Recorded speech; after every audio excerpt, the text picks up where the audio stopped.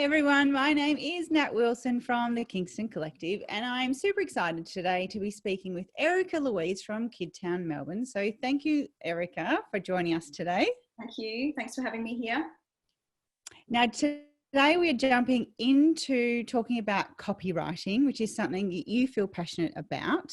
So before we jump into our questions, do you just want to give us a little bit of a background on yourself and your journey to how you got to where you are today? Yeah, sure. So I've been writing in a freelance capacity for about 12 years, and it's something I sort of fell into. It was around the time I had my first child, who just turned 12. Yeah. Your little dog. I know. The dog's joining, don't mind that. Yeah. And I just sort of moved out of a very high pressure job. I was working in the travel industry. Yeah. But while I was traveling, as part of my role, I was writing in my travel stories, and it was something I was really passionate about. So when I had my first child, I couldn't do that job anymore, and I quit. So I'm like, what can I do? Yeah. To, I guess, keep me busy, because I wasn't ready to go back into the workforce. So I started writing. Yeah. And I sort of was going back to my experiences with travel, and I'd write a few travel stories and they would get published.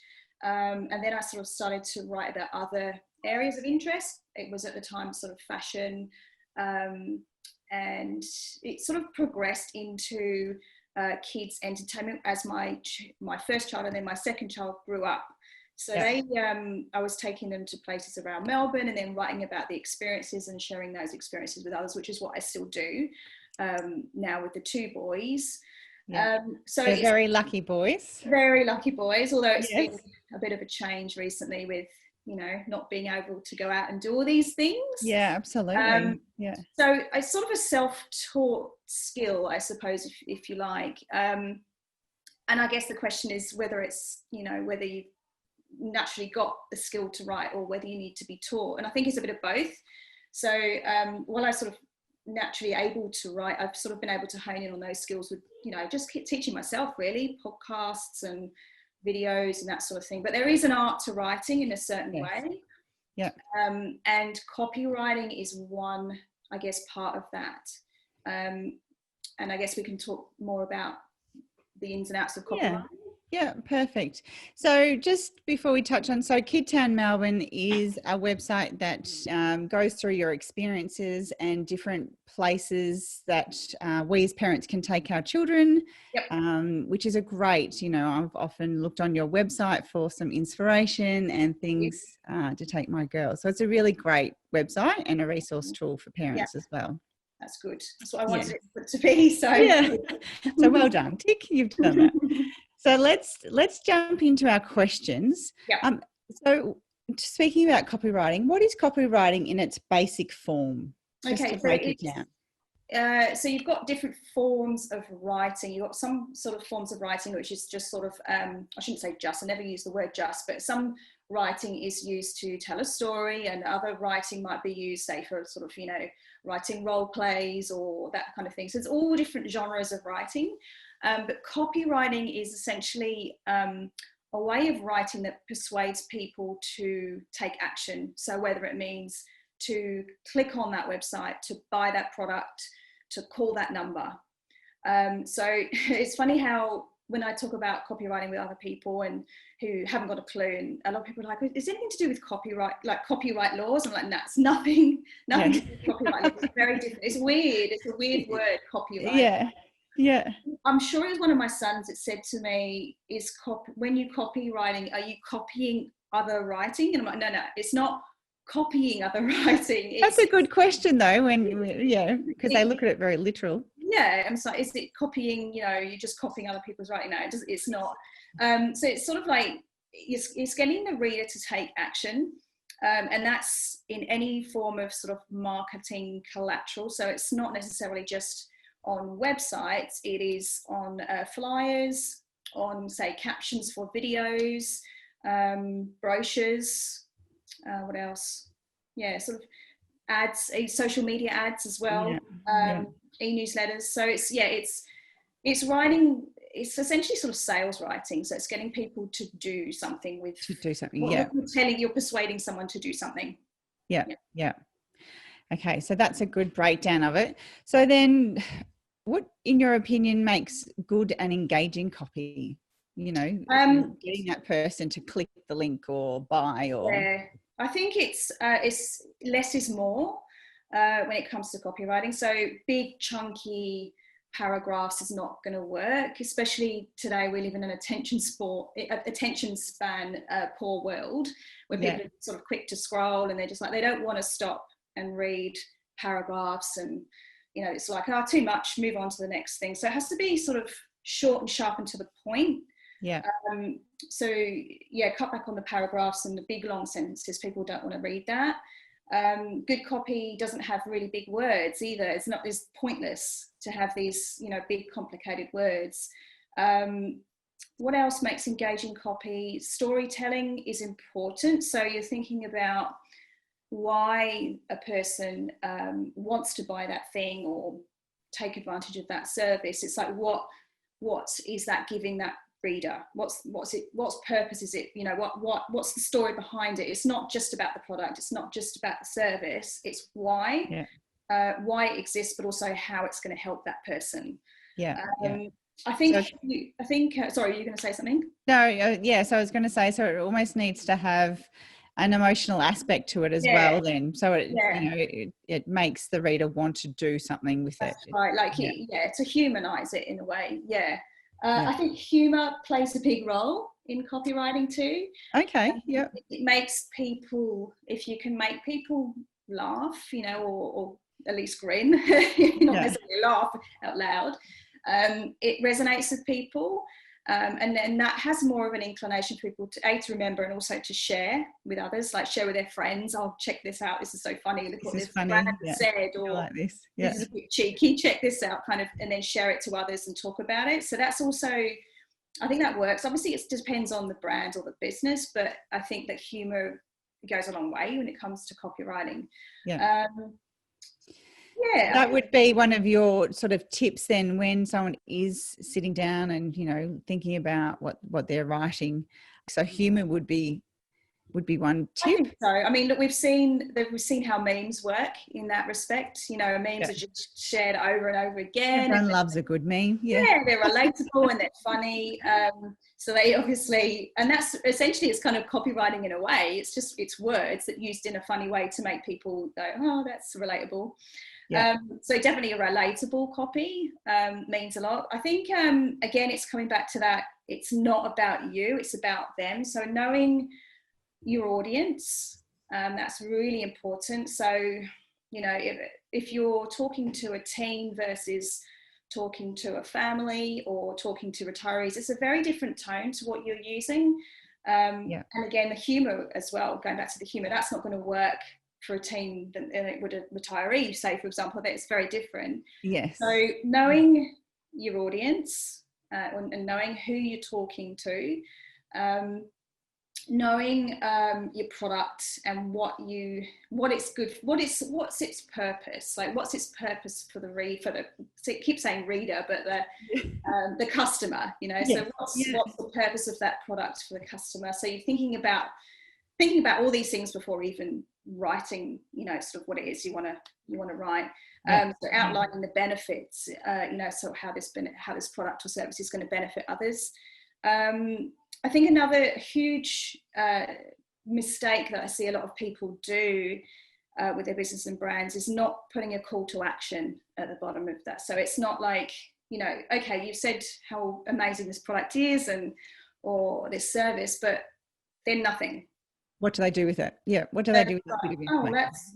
Oh, that's great. So it's making sure that you end it with, buy this today, call this number, click this link. Get in touch. Get in touch. Because if you don't do that, it's pointless. It's easily forgotten. It's like, oh, I'll come back to that later. People don't go back to it later. No, we're all busy. We all have good intentions. So I think that's my So for someone you were talking about, so before you sit down and write, have all of those things know who you're writing to, their language.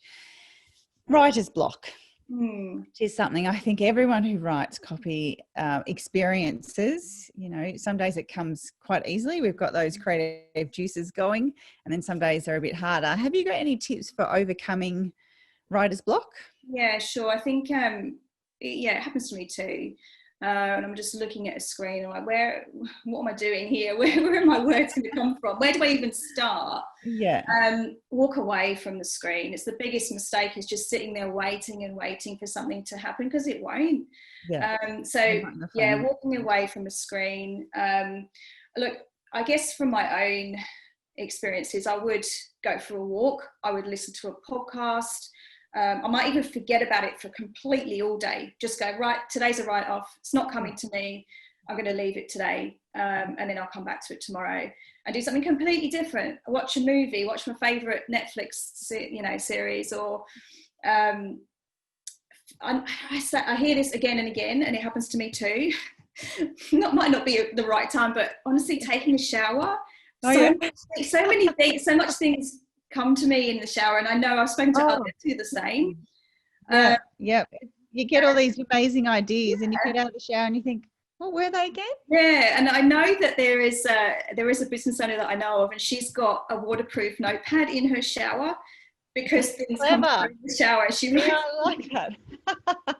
And I know that people, others who sort of have trouble sleeping, they'll have a notepad by the side of their bed and they'll write notes, and because something will come to them in the middle of the night, and then eventually go back to sleep and they'll go, oh, what was that amazing thing I thought of last night? It was brilliant.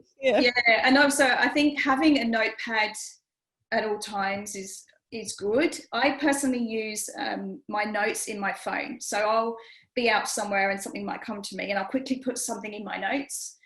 So then it kind of prompts me later. But notepad and pen works the same way. Really just distracting your brain. Yes, definitely. And if you play an instrument, that's a great thing, or listen to music. But completely taking yourself away from the situation, because otherwise it's going to get worse and you're thinking about it more and it's not going to come. And you get frustrated and and get angry with yourself. Yes, that's right. Okay, so jumping into our next question, what do you recommend people always do when they write copy? Okay, thinking about the objective.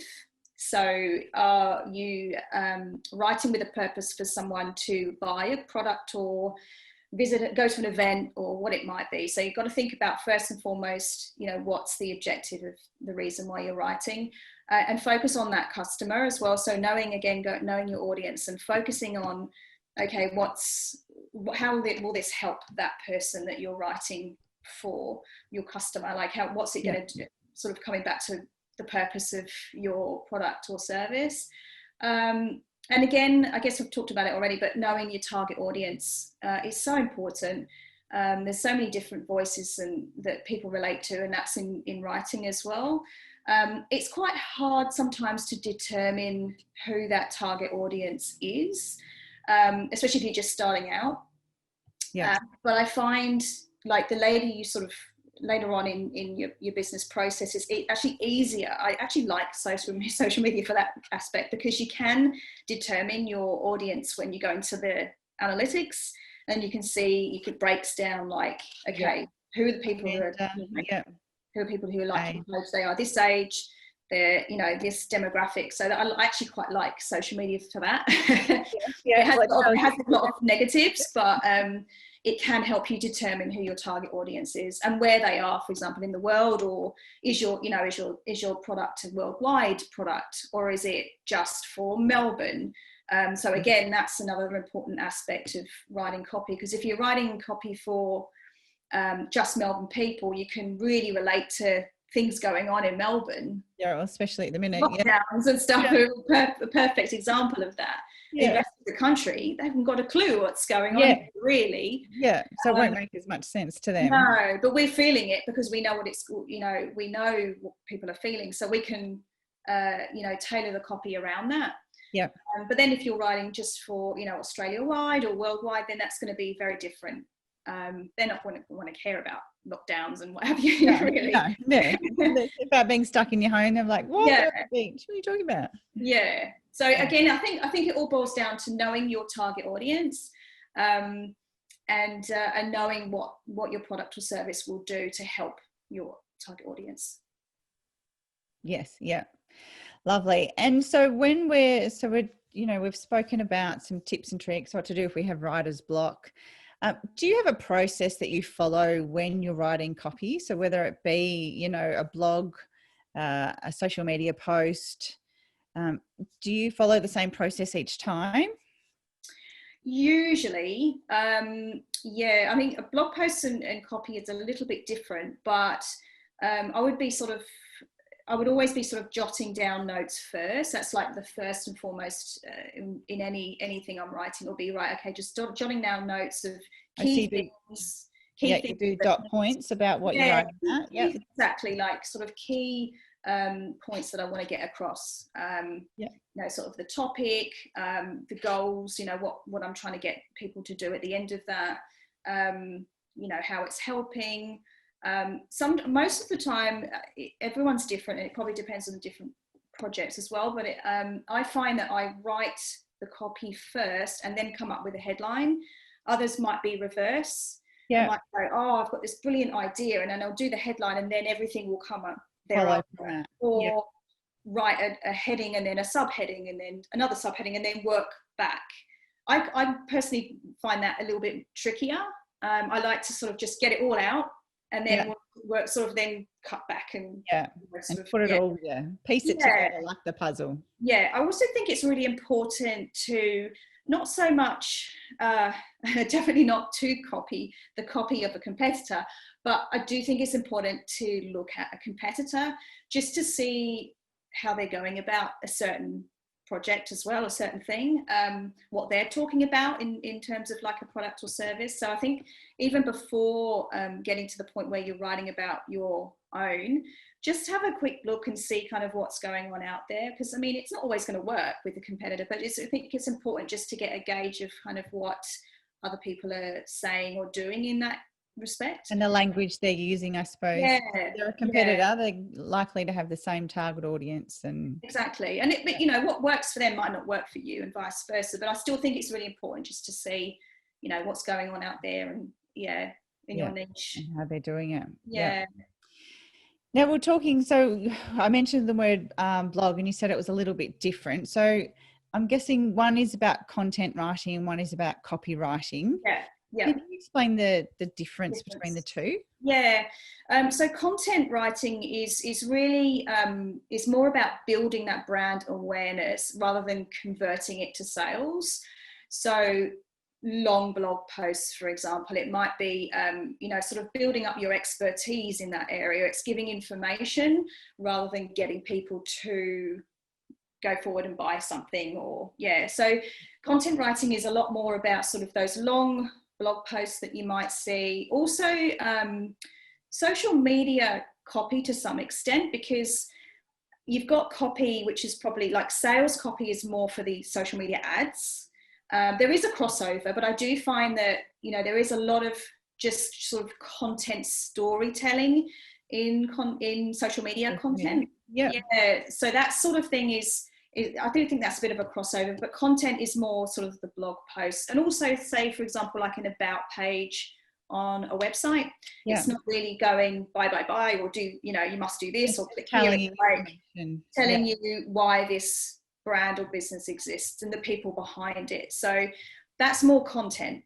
So copy is more about getting people to take action, and content is information. That's kind of the sharing. The difference. Yeah, that's a good way to put it. That's an easy way to understand. Oh, I think I'll be watching this back and be writing down some notes. So it's been really, you've given some really useful tips here.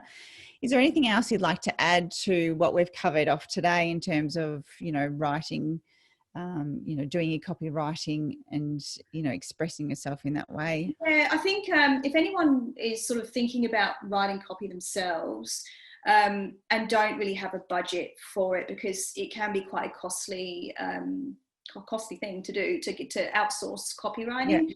I think my advice would be, and look, I have someone look over my work. I have an editor who looks over my things and gives me feedback.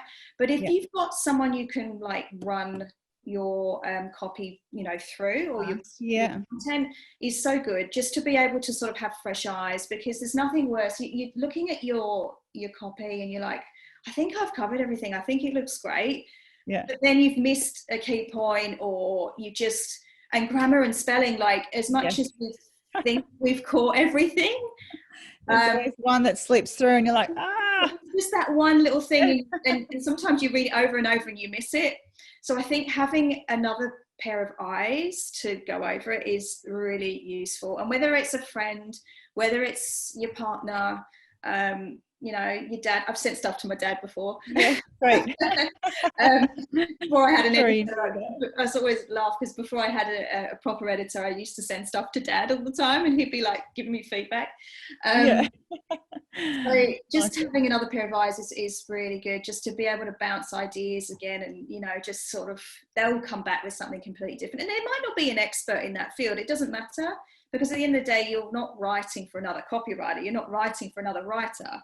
You're writing for a customer, essentially. Yeah, people. So if you're able to run that through someone who could be potential customer, or you know, or even isn't, at least it's giving you another pair of eyes. So that's a really important thing, I think, to have. You know, I always think my grammar and spelling is amazing, and well, not, I don't think it's amazing, but I think that I'm usually, you're quite good in that area.